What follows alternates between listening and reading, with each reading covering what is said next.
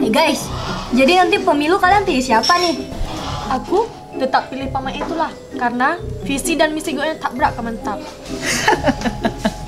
Kalau aku udah jelas Pak Benu ya.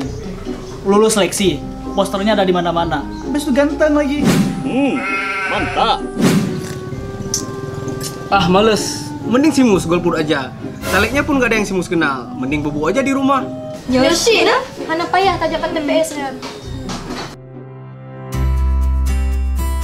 Adik-adik, walaupun undang-undang tidak melarang golput, tapi tidak dianjurkan karena satu suara sangat menentukan nasib bangsa kita 5 tahun ke depan. Halah Pak, gak ada ruginya bagi Simus.